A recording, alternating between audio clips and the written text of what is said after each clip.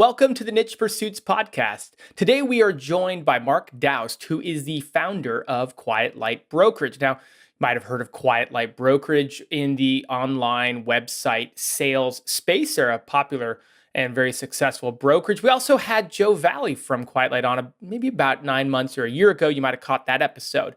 Mark joins us today, and we bounce around on several topics. And I say this a lot, but there's really something in this for everyone. We spend the first half of the conversation really walking through how to grow a business. Obviously, Mark is using Quiet Light and his 15-year journey in growing that business and some of the unique things that he's learned along the way that he does. We especially double down and focus on building businesses that are SOP driven versus expert driven. And we really related a lot back to websites and back to growing websites. He has this great set of experiences, right? He's grown Quiet Light, but he's also selling websites and selling businesses. And so he's able to blend so many different vantage points that he has seen into this conversation. We do transition in the second half for Mark's tips on how to avoid problems that can come up as you build your business as it relates to sale, right? So Joe spent a lot of time talking about the mistakes you can make, but more importantly about how to build your business for sale. Mark spends a bunch of time talking about things to be aware of, things to pay attention to so that you're not making those mistakes when you are building your business and eventually when you're going to sell your business. So it really does cover a good degree of topics here. Mark is a really eloquent speaker as he kind of goes back through his journey and then relates it to probably what most of the audience is, building businesses, whether online, whether on the side, or whether full-time. So I hope you really get a lot out of today and enjoy the episode.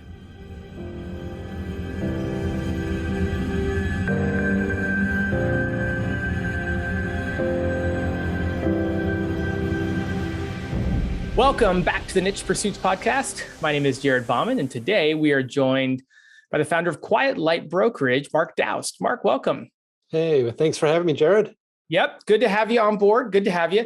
Very excited about today. Why don't you kick us off in traditional fashion? Why don't you tell us a bit about who you are? And I'm imagining a lot of people listening will have heard of Quiet Light in passing or maybe through experience, but certainly give us maybe a little bit before you went on with Quiet Light, and then obviously catch us up to where you're at today.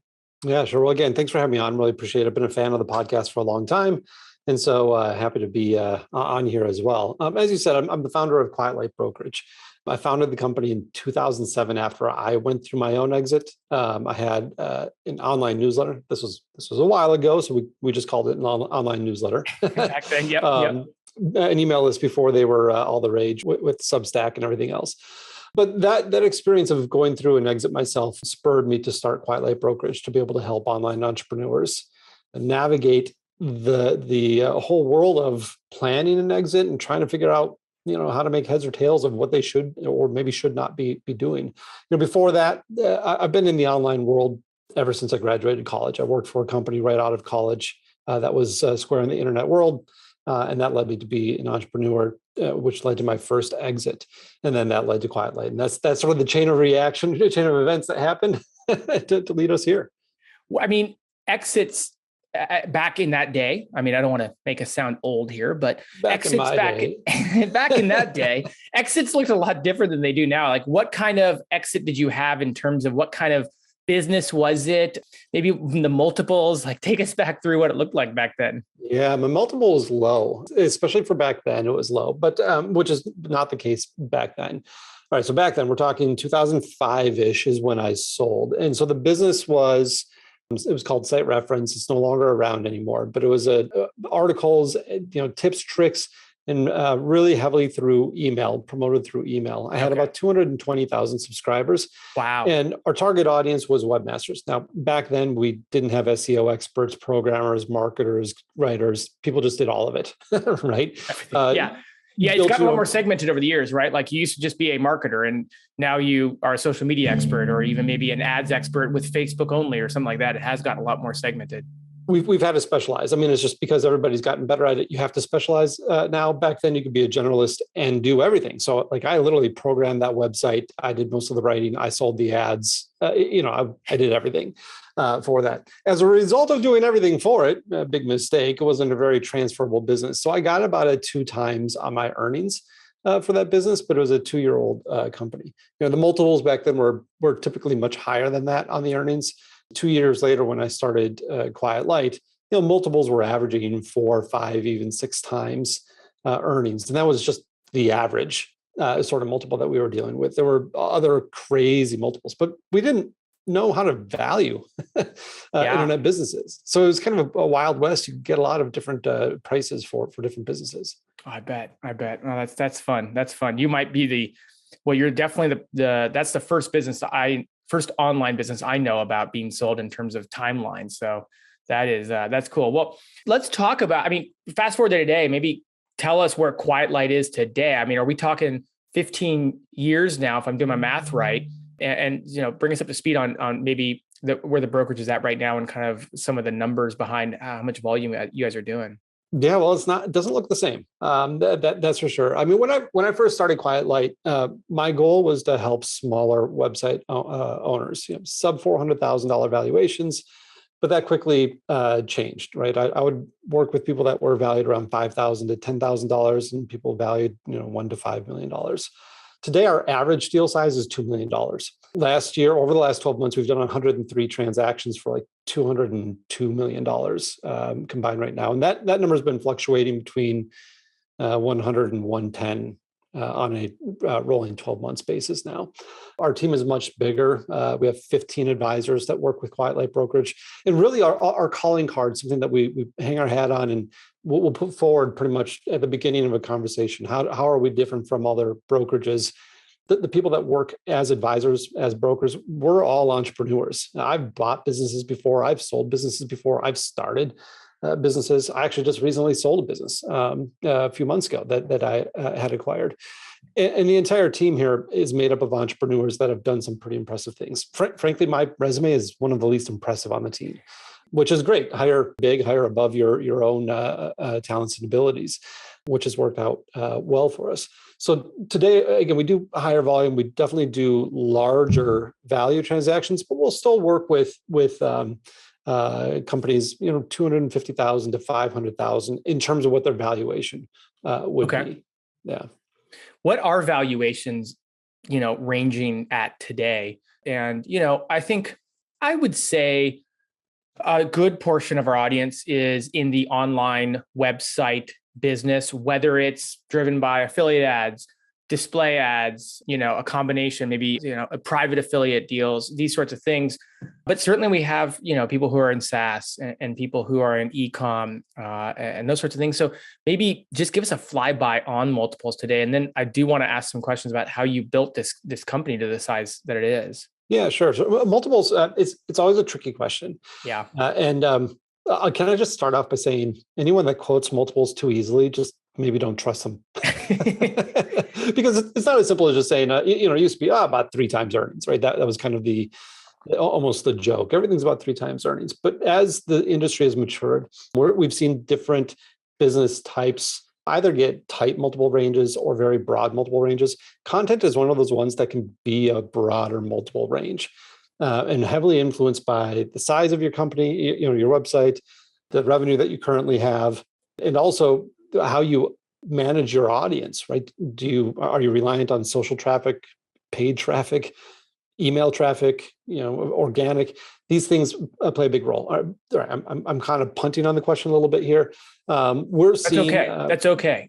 Like I said, it's a little bit complex. I just hate for people to take away multiple and then find out it's completely wrong for their particular business. So just take this with a grain of salt. But content, generally speaking, 3 to 5 times earnings is a fairly decent rule of thumb. If we're to look at this like a bell curve, you're going to find the heart of the bell curve right about there.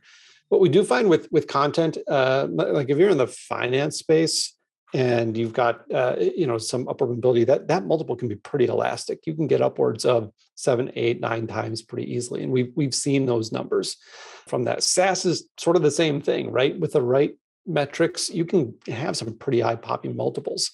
One other caveat for multiples when we're talking about e-commerce companies, and I imagine that makes up a smaller set of the niche pursuits audience, but still I some would of say it. so. Yeah, I would say so. Different companies quote multiples in e-commerce differently. We never include inventory in that multiple. Inventory would inflate the multiple a little bit. So, but e-commerce is also right now maybe 3.5 to 4.25 for the heart of the bell curve. It's up a little bit right now from last year, from what I just looked at these numbers recently, and it is up a little bit, but seems to be almost a bifurcation in the marketplace right now, in which really strong businesses have a lot of attention, have a lot of offers, buyers want them.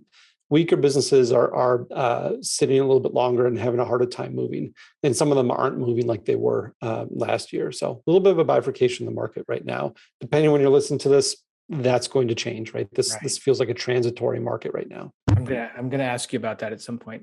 Yeah, no, sure, I mean it reminds me a bit of when we had Eric on from Mediavine. And I asked him, "Hey, what are RPMs at now?" And he's like, "Well, that's kind of a very large question. It depends on a number of factors, but I can tell you they're going up."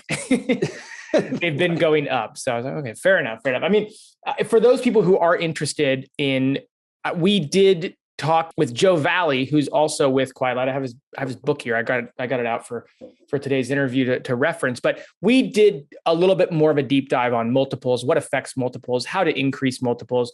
I'll include a link in our show notes to that. If you didn't listen to that and you want more about some of the nitty gritty about kind of how to influence your site for sale and increase that multiple, we'll kind of leave that deep dive for that conversation because Joe did a great job on that. Let me tell you just a really quick little tidbit about that book. Yeah. Do you know why Joe wrote that book? No, I don't actually. He was tired of telling people the same thing over and over again. He literally said, "I'm just going to write this down and then tell them to read the book." And it literally is everything that we talk about and the process that we go through on our side when we're looking at a business. So if you really do want to get a deep dive, and I would say, just a general piece of advice here, don't focus so much on the multiple with your business. It is what it is, and it's controlled largely by macroeconomic factors. Understand the levers that you can pull within those macroeconomic factors with your business. And that's where dissecting and knowing what influences the multiple is going to be super important for anyone looking to exit. So I don't want to take up too much time because they can do a deep dive. People can do a deep dive on this, but just really, get away from thinking about multiples and think more about what can I do within my business to be at the top end within my multiple range that my business, or maybe even break out of that range and be an exception. And to add to that, I mean, if that's something you're thinking about, one of my big takeaways, whatever it is, 9 months still to this day from when we did that interview a year ago, is you had better start thinking about those things now, because once you start approaching a sale, many of the factors that can influence these things, it's too late to really have much of an affect on. And coming away when you're talking to a buyer, asking them to stroke a 6-figure check, trust me, bro, is not a sales tactic or something that's going to get you money, right? You got to put it on the books. You got to show that what you've done has a positive impact on the business. And so, you want to start well in advance. Joe always says, plan your exit, don't decide to exit. And he's absolutely right with that, with that phrase. Well, let's hear about how you've clearly done a really great job growing Quiet Light to where it is. And something you said sparked this question. You talked about how maybe you're being humble, but there's probably some element of truth to it. You're probably one of the least accomplished entrepreneurs in the company, and it's a company of accomplished entrepreneurs. Talk about how you grew Quiet Light and specifically why you chose to add these advisors that had such accomplishments in the entrepreneurial space rather than maybe sales or, some of the more characteristics that you might think of. Yeah, maybe it is being humble, but it was very true at the same time. I mean, I literally had one of my advisors receive his Emmy nomination while we were on a group call, right? So this is the caliber of people that we're dealing with, people that are nominated for Emmys. One of my most trusted advisors, Amanda, was featured in Time magazine. That's a pretty big accomplishment to be featured there. I wish I could say I was a visionary and said, this is the route I want to go, but it wasn't. I think when we talk, especially in the online world, about building an online business, a lot of the focus is on SOPs, creating processes so that we can plug in replaceable parts. And that's not a bad thing. It's a very good approach to building a business. But when you're in a service-based business like we are, the downside to just a pure SOP-driven approach in which you have replaceable parts is that it creates a lot of gaps in service that requires somebody who's really kind of fine-tuned and an expert in what they're doing. Now, again, I didn't have this great vision and have this great realization until after I stumbled into this, because initially I had brought on 5 brokers. Shortly after I started Quiet Light, I brought on 5 brokers, and they all flamed out. And they had varying levels of degrees of success. Most of them didn't do that well. One did okay, and he got burnt out pretty quickly and left. And it wasn't until Jason Yelowitz, who was a previous client of mine, joined the company. And frankly, I didn't really want him to join the company at this point. I thought I was just going to maybe shut it down because I had these 5 brokers join. They all left after about 2 years. And I was like, well, I don't want to do this forever just on my own. Yeah. But maybe I'll make some money this year and go do something different. And Jason came in and he said, hey, I'm really interested in what you're doing. I'd love to give this a try. I told him no multiple times and he was persistent. So I thought, let me just bring him on and I'm going to give him junk and we'll just, we'll let this kind of work itself out right over time. He killed it. He absolutely started to crush it. And what I'd realized, I had hired these 5 people initially, and none of them were able to sell like I was able to sell these businesses. They didn't have the same levels of success. Their deals fell apart at a higher rate. They weren't able to retain people as clients. Jason was the first person I brought on board who was able to have the same success I had and even more. And so I looked at that and I thought, well, why? And the realization was, well, he's got the same sort of background I do. He's an entrepreneur. He's sold his own business. He bought his own business. He's been through this before personally, so he can speak to it a little bit more expertly. And so that's the model that I ended up following. Joe and Amanda came on next at the same time. And both of them were highly accomplished entrepreneurs. Jason had sold Joe's business. And so he came on shortly after that. And Amanda was a buyer with Quiet Light. And frankly, one of the smartest buyers I had ever dealt with. And so when she talked about coming on board, I thought, absolutely, like she really understands what she's doing here. In retrospect and having the ability to reflect on this, I think of businesses in a different light now. We can build up replaceable part style businesses, SOP driven. And I think every business needs to have an aspect of that to some extent. But there's certain pieces of your business where I think bringing in high level experts who are just ridiculously talented at what they do makes sense. And you need to bring those people in. And that's the model that we've chosen. So our model differs from some of our friendly competitors in the industry that are built more on processes and growing and trying to do volume. We're never going to be the volume leader. I don't want to be the volume leader. I want to do interesting deals that are awesome. That's what we want to do, right? And to do that, we want people that are like crazy experienced who can walk with our clients throughout that entire process. And I think this is an interesting thing to think about for any sort of service-based business where you need somebody who can look into the gaps that a process might be blind to. That's what I was going to ask you about. So how does somebody determine whether their business or their approach should be governed by an SOP-driven, process-oriented model or a expertise, people-driven model? Is it, because you kind of alluded to it, is it, I don't want the volume, I want some, you know what I mean? Is it driven by the goal? And so you have to start with the goal, or is it driven by the industry that you're in, or is it driven by other factors? Like what drives at the core? How does somebody make that decision?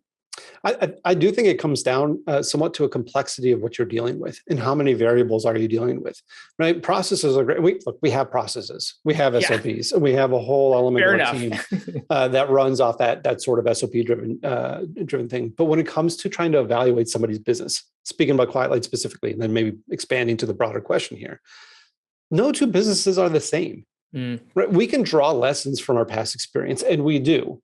We can draw lessons from our closed sales, from the 103 transactions we did in the last 12 months, and we do, right? But no two businesses are exactly alike. Right. They all have their own unique wrinkles, and every deal is going to have its unique elements to it. You need somebody who can extrapolate, look at the data, but not be slavish to the data, and be smart enough to know what that data should actually infer and mean. So I would say, when do you want to be expert-based versus just purely process-oriented? I would say it's a matter of complexity. And when you need to rise above what the data or the information that you're receiving is telling you, or when you need to be able to process variables that don't necessarily fit into a clean bucket. This is always the problem with, valuation reports or any of the big data that we try and do in this industry, is when you really start to segment down any of these sort of reports into like businesses, the data sets are ridiculously small that you can't even trust them, right? Businesses are just too complex for that. I would say to some extent, marketing, right? You can have SOP. So if you're doing any sort of marketing work for people, you can have SOPs to manage certain processes, but having somebody really talented on there makes a difference. Look at the legal world. Do you want to hire a assembly line style law firm for a lawsuit? No, you want somebody who's crazy smart and could look at the facts and say, this is the strategy we should do. So I think the complexity is really what should be governing. Yeah, I think of health too. I don't want my doctor to say, well, I'm supposed to do this right now, so that's what we'll do. Exactly, right? I need to check box 2. Well, we know box 2 doesn't apply. I need to check box 2. That's what we do. That's the process. The process is blind. Maybe extrapolate a bit more. I'm gonna put a roll on you right now. And you see so many businesses that are up for sale, and certainly, in our world here in niche pursuits, we talk a lot about websites and an eventual exit or sale. What can people who are running websites, whatever kind of website they are, learn from what we're discussing here in how they apply that to their business, especially as it relates to what you've seen in your experience with so many deals over the last 15 plus years?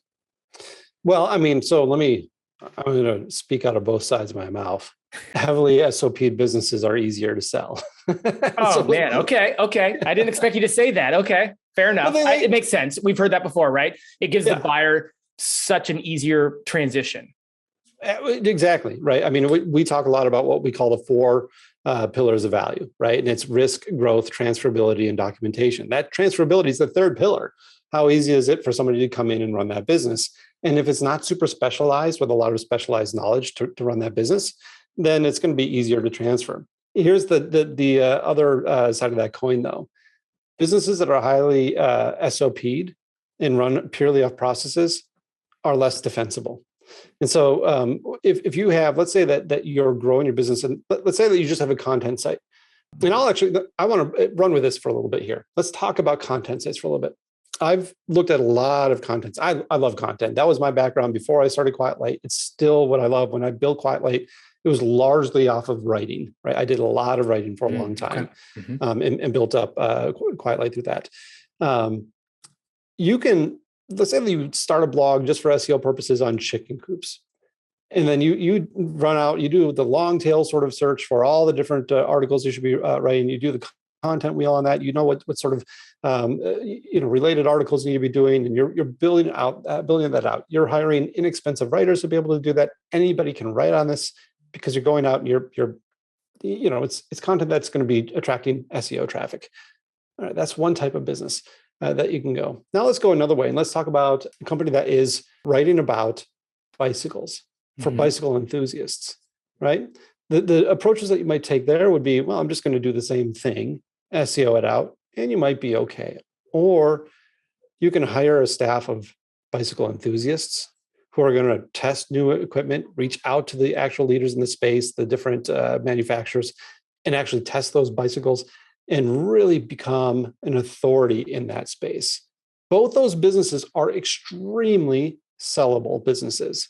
The second one is going to be highly defensible and probably worth significantly more because there's a real brand associated with it. The first business will be very easy to sell, but it's probably going to have a ceiling somewhere, right? Because there's only so much SEO traffic that you're going to get, and you're going to get diminishing rates of return on that. So I don't know if that helps. I haven't really gone through this exercise before, but trying to identify, where do you want to have these things in? I do think in the content world, especially with where content's going, that the second business model, building out something that looks more like a traditional magazine probably makes sense. Brands are where it's at in e-commerce, in SaaS, in content, the whole works. I think what you've outlined, though, is really clear. At least to me, a big takeaway is perhaps one is a little bit easier, perhaps one is a little bit harder. perhaps one gives you results at a different pace and different types of long-term results than another one. I mean, you've said it yourself, like Quiet Light took a little while to take off, but it was the expertise that has brought so much value to Quiet Light over the years. And, almost in a similar fashion, an SOP driven website or brand does probably hit a ceiling, generally speaking, that a authority type business or website can supersede with that expertise. And so, it's fun to think about. Certainly everyone at some points, whether it's a business or a website, starts talking about, man, am I the right person to do this task? Or do I need to hire someone smarter than me to do this task? Or can I just make some squeaky clean system around this task? Which one do I do? So it's a really good question to ponder. Yeah, and I think, look, I've been, we talked initially in saying back in my day, right? Nice and old. I'm feeling older these days. I just had a birthday, so I'm feeling older these days. But if we take a look at the evolution of the online world, the evolution of the online world is completely going towards sustainable brands, right? Brands that can live and survive over the long term. Initially, as we were all trying to figure this whole internet thing out, it was very easy to find gaps and exploit those gaps for profit and gain. But as the whole space grows, more people move to the online world, that doesn't work as well, right? And we see those things kind of squeeze out. For drop shipping, take a look at drop shipping in the e-commerce world. It used to be the standard for e-commerce, right? Drop shipping made up the vast majority of e-commerce, and now it's definitely a minority and shrinking for a reason, because it's being crowded out by brands that are actually being built up. And I would say the same for content. There's still definitely a lot of space for a lot of different content sort of plays. But I do think what will survive long term will be those brands that are built up that have a loyal audience that is attracted not because they found you through Google, right? We know that Google is slowly kind of whittling away that easy organic that was before, but more towards, man, I love this website. I love, I get better insights from this site than any other. That's worth a lot. That's worth a absolute ton. And we see with Google, speaking of, like, their updates, leaving the whole conversation about things like EAT and all this stuff out, like, they just reward authority, right? And they reward, a brand that has invested in a longstanding following. So, and that's a very general statement, but that's certainly what we've been seeing as the years go by. Absolutely. Well, what else about Quiet Light has made has kind of led to that success? I mean, I took notes. Did I take notes right? You did over $200 million in sales in terms of website business overall. Your sales portfolio, 200 million. Just over the past 12 months. In the past, that's insane. Yeah. Okay, I thought I wrote it down right, but man, what else has contributed to that? We've talked about this approach to expertise, but are there any other factors you feel like that have allowed you to grow in the way you have? Yeah, we recently went through an exercise of identifying core values, and I'll be honest, I am, my ego. We talked about, am I being humble? I'll say this: I'm not. My ego gets in the way so many times because there's some really good, tried and true business advice out there that I've always been slow to adopt. One of those has been this idea of identifying core values. It's something that we did about a year and a half ago. We really sat down and worked on identifying our core values. And we did this because we have grown so much recently. And as our team grows, we want to try and capture what worked, right?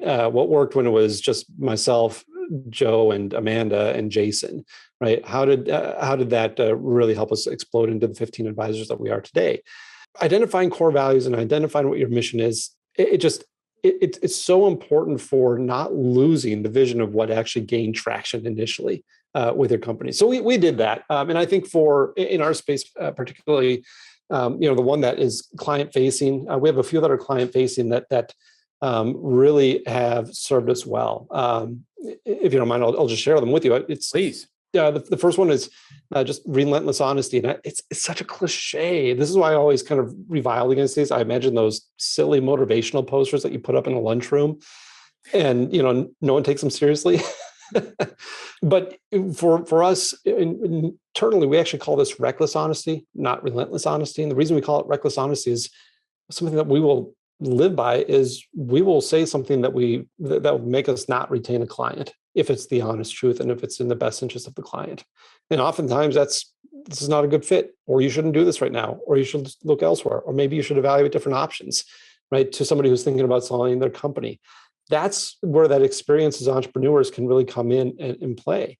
We've all sold businesses. We know what that's like. We know what it's like also to go through and to think, am I doing the right thing? And then afterwards, having that gut check, did I do the right thing?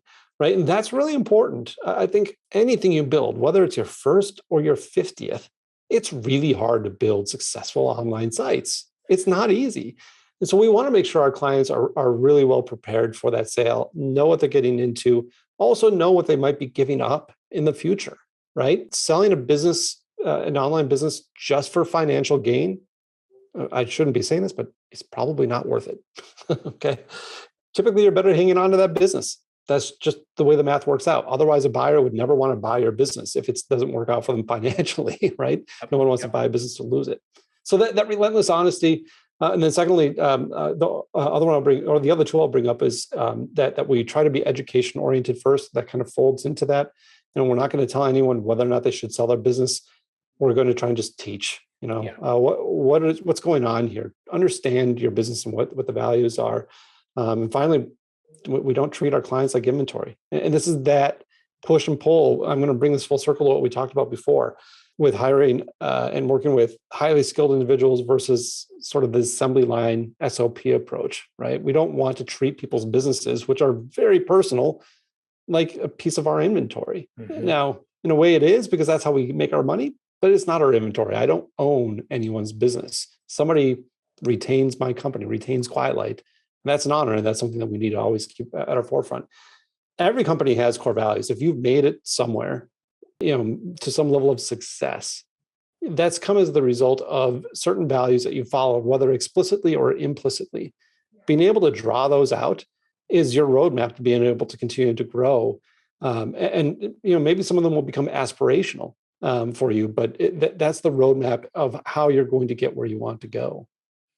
Do you think that core values are self-evident in most businesses that you see being successful? Or are they more that you have learned them, you have adopted them without speaking them, and then you sit down and you bring core values that are already there to light? And I guess maybe the deeper question is, can you put a core value down that you're striving for, but you aren't living by at this point in the business? That's a really good question. And I've seen both work. For us, it was more that we were living by these values and we extrapolated them, internally as far as how do I manage the company? Because I work with a lot of entrepreneurs. Entrepreneurs are extremely difficult to work with, right? Whenever we bring people on, when I do something, I hear from 15 people why it's not a good idea, right? Because we're all very stubborn-headed and we all have the best ideas in the world. And back to that honesty thing. And back to that honesty thing, right? I heard one core value, it was from a different company. It was speak the unspoken. I'm like, oh, I like that. That's really good. I like that phrase. So from core value standpoint, I wanted to look at, okay, how do I manage this and how I managed to keep all of these entrepreneurs. We've only had one broker ever leave outside of that first 5, right? And that's because he had just started and then another big investment came through for him. People stay. Why? Because we're very uncorporate in the way that we manage things and a lot of those values. We've had to extrapolate those, but I've also seen companies start out where the owners say, this is what I need this company to be. I was talking to a guy up in Canada, huge, successful, backstory, and was starting a new company. And he was telling me that one of the core values that he had identified that was going to be necessary for the company was to do more with less, right? He didn't want to hire people that were going to say, well, I can do this, but I'm going to need a team of 5 people. He wanted to hire people that were going to say, look, I'm going to figure out a way to make this work by myself because I can do more with less. And so that was really cool. He had identified that in advance, saying, here's where I want to go. What are the values I'm going to need in order to get there? And it's not just my values. What are the values that this company is going to have to really embrace in order to get there? So I think you can go both ways. That's great. This is going to be a total, 180-degree turn in terms of topics, but I would be remiss if we had you on this podcast without asking you at least for some insights into deals. And I'm not talking about multiples, because like you said, that is mostly macroeconomic, driven by external factors. But maybe if I could switch gears and ask you for some tips on website sales and whether it's things that make them successful in terms of a sale or things that people do wrong, going into a sale. I'd love to get some insight from you on that. And I know it's a 180-degree turn. No, that's fine. Absolutely. Getting out of the theoretical and into the practical of what to do. I love it. Honestly, you gave the best tip so far on this podcast, and that is plan early. And here's what I would say. We're going to go back to Joe. Joe, we're being very building him up quite a bit. Complimentary, yeah, quite so. It's good. It's good. It's good, yes. But he used to do this exercise when he was giving talks at a conference, and I thought it was pretty good.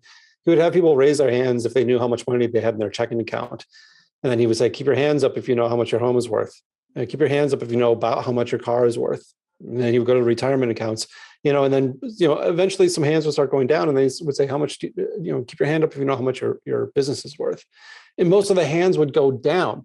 Now, the point of this is that your business, and so many of us think of our businesses just as money in, money out. We see them as an income producing asset. We forget that last word. It's an asset. It has value in and of its own right. So here's the takeaway from it. You should know the value of the asset that you own. It's probably the most valuable asset you have, or close to it, right? Maybe the second most valuable asset that you have. So outside of even thinking about selling, understanding why your business is valuable or what makes it valuable is a really important thing. And that starts with getting a valuation, not for the sake of getting a number, but understanding what's making your business valuable or not valuable. Because I can tell you, look, 103 transactions over the last 12 months. We've done over 1,000 transactions here. Most people don't realize that they're going to sell until they realize that they need to sell, right? And so if it's not on your mind, that's fine. I think the best business is one that you never have to sell, but you should at least be able to have that flexibility should the need arise. So if hopefully I'm not talking all around myself here, but and that's clear. So I think that tip is one of the best takeaways from this that you said is start early. The second thing would be finances, right? Keeping the clean books. Do you guys talk much about keeping, just keeping those records and what's that? I'm kidding. No, it does not get talked about much. You're not alone. I'll be honest. Most people are like, books, sure. I kind of tease online entrepreneurs because we love our data, right? We love running experiments. We can start running multivariate tests and split tests and be able to see conversion rates down to the 100th of a percentage point. Yep. But we ignore the financial metrics that have been tried and true for hundreds of years. I really think, you should have a bookkeeper. You should have clean books, professionally kept. And if you're doing over $1 million in revenue, you should hire at least a fractional CFO for your business. I think those are just basic prerequisites. And we see people miss that all the time. When we talk about valuations, again, 4 pillars of value: risk, growth, transferability, and that last one is documentation. I said it earlier. You can't sell a business on, trust me, bro. It's what I said it is, right? No one's going to buy that. They need to see it, and having clean documentation makes a difference there. I'm going to maybe surface something that I feel like a lot of people think, and maybe you can breathe light into it. Certainly has crossed my mind, which might expose me a bit here publicly, but I think it's definitely in the conversations I've had with other website owners and even some business owners, it's come out. So I think other people have this thought, and that is kind of like, hey, I got enough every day to do that is, more important to the growth of my brand, of my website, of my business. And can't, when I decide to sell, I just play catch up on all the financial things I need. And maybe the answer is, yeah, you can. It's just going to be really painful. Or maybe the answer is, no, there's things you're not going to be able to catch up on that will have an effect on your sale. What do you see on that? And maybe talk about that mindset, whether we admit it or not. I've never met somebody who hired a CFO who came back later and said it was not worth it. So I'm going to start there. There's insights in your financials, which you're probably missing out on. Now, look, some content sites are extraordinarily simple, and so they really don't need much. And so I would say for those people, can you get away with that? Absolutely. And do we see it? Absolutely. Is it what I would recommend? No. It's too easy to make a mistake. Going back, look, I've done it. I've done it. I'm a complete hypocrite. I've run businesses where I played catch up a year later, and it's not fun to do. And you make mistakes when you do that. You miss things, and that can really torpedo a deal if you actually do go to sell the company. and you missed something that was pretty important. Now, all of a sudden, everything's wrong and your buyers are wondering, what else are they hiding from me? Right. So I wouldn't recommend it. Some companies, sure, they are pretty simple in that. Most of us, though, you're missing out on some good insights into your business that you should otherwise have. How are you going to figure out how you're monetizing your visitors if you don't have a good track on your revenue? How are you going to dial into some of the other metrics that come out of financials that there's just no reason not to? You can hire a bookkeeper for not a lot of money, and that's all taken care of for you. It's just one of those things that I think we should just do. And if you haven't done it, hire somebody. They can help you get caught up. It's not that difficult to do. And once you get to $1 million in revenue, again, you're going to start being able to forecast. You're going to be able to start dialing in and planning your life much better. So much of this podcast is focused around growth through search engine optimization, organic traffic, traffic from Google and these sources. And so I think we probably all have a bit of a bias towards growing that way.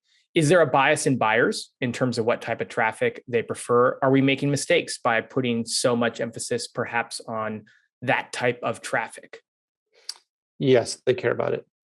Do you want me to expand? Oh, I'll expand. Yeah, please. Good, great. I'll get on to the next question right away. Moving on. Yeah. No, they care about it a little bit. No, they care about it a lot. Okay. A lot. Look, traffic sources are going to come and go. The rule of thumb is what's sustainable and what's going to last them for the long term.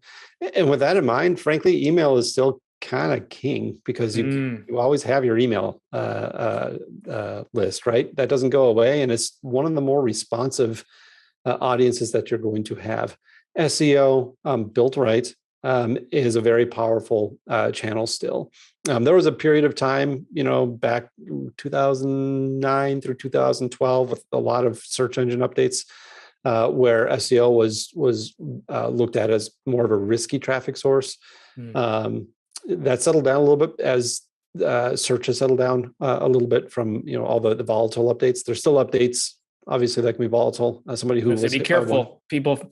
We all still feel like they're pretty volatile, but no, I know you're referencing back to like the penguin panda updates, these landscape shifting types of switches in search. The animal updates, as I call them, right? I remember seeing companies go from valuations of 7 figures down to 5 within a matter of a day, right? I mean, it was brutal back then. I know that things can be volatile right now, but not like they were back then. That was pretty tough because they were changing things top to bottom with those updates. The other traffic sources to think about, though, and be a little bit cautious of would be social media traffic.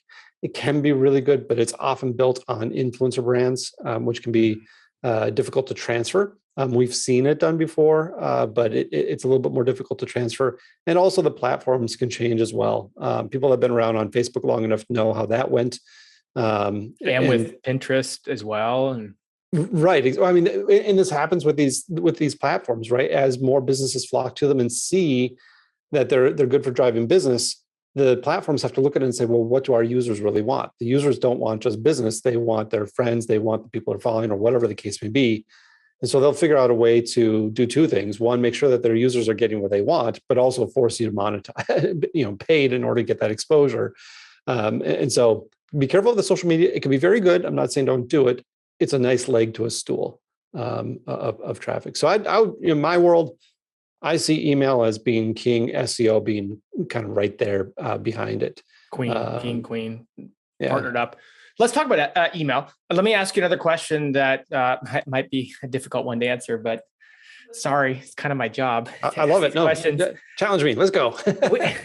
I mean, so I'm going to say, obviously, it's going to vary a lot. But with that being said, and that being okay, because it will vary a lot, help us understand a little bit better what an email list is worth. Let's call it, for the sake of the conversation, it's actually an active one. So you're not just putting up an autoresponder, putting up a pop-up or whatever, and you got emails, they're getting 10 drip emails and that's it. Like something that a brand is actually investing in and considers a viable channel. And so what is it worth? Like what kind of add-ons, or does it give add-ons, or does it just make it more sellable? How do we think about an email list and an email traffic when we are analyzing how to build our businesses? Yeah, so be careful of valuing a business as A plus B plus C plus D, right? That's the sort of break apart sort of analogy that some people use. The better way to look at it would be the influences on the multiple, right? So everything is always driven by ROI. Let's say I have two email lists, both with 100,000 subscribers. They have identical open rates, they have identical click-through rates, they have identical mailings. The one that's emailing for celebrity gossip is going to be worth a fraction of the one that's emailing for finance advice. So, the degree of monetization makes a big, big difference there. So the question is, well, what does it do to the multiple of that business? If I'm seeing that there's a very strong email list and that's a big component of somebody's traffic source of what they're bringing in, and it's responsive, and let's say you're getting consistent 20-25% open rates on those emails, a nice healthy list there, that's going to add potentially a full point or more to your multiple, depending on the other factors that you have going on there. It's going to be some strong upward pressure on that multiple. And that's the way to really think about it. Contrast that against an email list where you have high spam complaints, or, you don't really email it all that often. Or when you do, you're getting a 7% open rate. Now it's going to be a nice little add-on, but it's not going to make much of a difference with the valuation. We're going to be looking at the other sources of traffic more in that sort of situation. The point being here, and maybe the takeaway from this, is if you have an email component, you should work to optimize that, right? We've talked to some very, very well-run businesses that when they focus on their email list, have been able to grow their sales, been able to grow their traffic substantially by just focusing on that email list and going into some good practices of cleaning those lists to increase the deliverability, to increase the open rates, and really kind of massaging that channel. It can be a very nice evergreen channel for you. And I remember, I think it was something that Joe said, and I don't want to paraphrase and get it wrong, but he did nicely distinguish that, hey, there's multiple benefits when you do things like, say, an email list, or whenever you're causing positive change in your business. Not only can it raise the multiple, it can also make your site, your business, your brand more attractive, which then can lead to a faster sale or a sale that maybe never would have happened. So these things have multiple kick-on effects, like an email list also makes your site, makes your brand more attractive, which could make it sell faster. You talked at the outset about how, hey, we're seeing a slowdown in terms of how fast some deals are moving. So that was, I remember something Joe said that I thought was a really valuable thing that I hadn't really thought about. I just always think about the multiple, how does it help the multiple? How does it help the sale price? But it can also move it quicker. Yeah, absolutely. And I think it's good to bring that up, right? Because we do kind of dial into what am I going to get for this without really thinking about what am I going to have to do to be able to get that price and how hard is that going to be? And it's absolutely right? So a buyer, again, think about this, flip it around. Think about it as if you're buying this business. Nobody buys a business. No one writes a check for $500,000 so that they can lose money. So they're constantly looking at this and saying, how is this thing going to fall apart? How is this going to blow up? Well, if I got a really healthy email list there, that feels really rock solid. So I'm going to feel really good about doing that. And it's not, I'm still have an ROI analysis that I got to do on that. I'm going to be willing to pay a little bit more because I trust that thing to last, another year to, 4 or 5 years minimum. And I'm not so worried about it as much, but I'm also going to be more willing to move on that faster because it's rock solid. I don't have to look at it as much. I don't have to dig as deep, as opposed to, a site with a dodgy SEO backlink profile, in which case I'm going to really be digging in there and maybe I'm going to hedge a little bit on price and maybe I'll slow play this a little bit. I'm going to ask about 20 more questions on this. And you've seen it happen. I'm sure you speak from experience there. Absolutely. Is there, as we kind of tie a bow on today and this, is there anything that we didn't touch on? And by the way, on both sides of the coin, we talked so much on the front end about growing a healthy business and how you grew Quiet Light. We transitioned second half talking really about how people can grow their business to get better multiples, better sale price, quicker sales. Is there anything we didn't talk about that I missed, that we missed, that you think is really important, or did we touch on everything? I mean, we covered a lot of ground, which is great. I love talking about the origins of Quiet Light, and because I think this idea between SOPs and talent is the talent side. I think in our world, this online world, we kind of back burner it a little bit. We don't look at it so much. Everything's so SOP driven, and that's oftentimes the sexy case studies that we see. is, build an 8-figure business using VAs from the Philippines, right? That's I think we actually have a podcast literally That's on my that next topic. podcast actually in 2 weeks. So just kidding. I know we literally have a podcast episode with that title, I think. So, Yep. Yeah. we're part of it too. No, the only thing I would say is just kind of extrapolate on something that I said earlier, and that is building an online business, whether it's your fifth or your first or your 50th. It takes a lot of work. And so if you have something that is profitable and making money and doing well, first of all, congratulations. That's awesome. And something that you should definitely be very, very proud of. And second of all, I would safeguard that, right? I would be very careful about taking those next steps. I would try and understand the value of that early on, even if selling is never in the future for you. I would at least aim to understand that. You can talk to a broker. We love to give that sort of insights to people, or if you don't like talking to people, as I often don't, just buy Joe's book, because it's literally everything that we talk to people about. Well, Mark, this has been really fun. We do a lot of episodes where we talk really tactical. We get super deep in the weeds, and those are really fun. But in this one, we got in the weeds, but we also really explored some concepts that we don't normally get an opportunity to talk about. And I hope everyone listened with an open mind, because these kinds of episodes, when you really begin to understand the concepts, you can kind of apply them across any range of businesses, not just an online website, but any range of businesses that people are running these days. So I've really enjoyed it. Thanks so much for coming on the podcast. Hey, thanks so much for having me on. Really, really had a lot of fun. Cool. All right. Well, until we talk next time, we'll see you soon.